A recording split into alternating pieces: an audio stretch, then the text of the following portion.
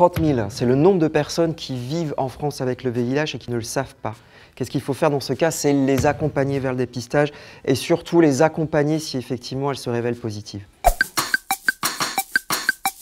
Aujourd'hui, nous avons tous les outils à notre disposition pour mettre fin aux épidémies VIH et hépatite. Nous avons l'ensemble des outils de prévention, dont la PrEP fait désormais partie.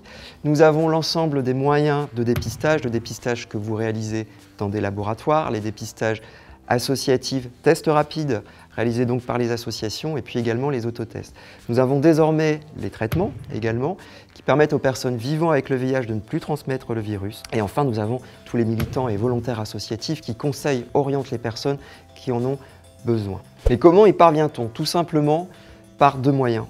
Le premier, bien évidemment, ce sont des moyens financiers supplémentaires pour pouvoir avoir un meilleur accès de ces outils à l'ensemble de la population.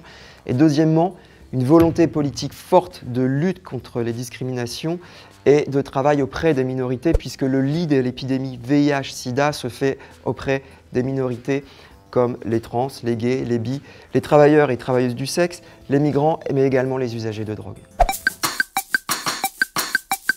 On a beaucoup progressé en termes de santé publique liée aux épidémies VIH et hépatite. La PrEP par exemple, l'arrivée des traitements pour l'hépatite C, les salles de consommation moindre risque, mais également l'accompagnement aux injections. Par contre, sur d'autres sujets, on a énormément régressé, comme la pénalisation des clients, des travailleurs et travailleuses du sexe, également l'accès aux soins pour les migrants, mais surtout l'aide au développement.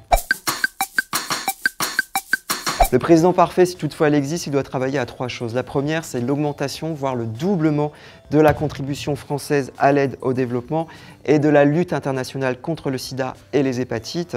Il doit travailler contre toutes les discriminations parce que ce sont ces mêmes discriminations qui font le lit des épidémies, à savoir la chasse contre les usagers de drogue, la pénalisation du travail du sexe et l'expulsion des étrangers malades. Enfin, il faut travailler sur le prix du médicament parce que c'est comme ça qu'on va arriver à pouvoir mettre à disposition à tous et à toutes les innovations thérapeutiques. On unit nos forces pour transformer la société. Revendiquons.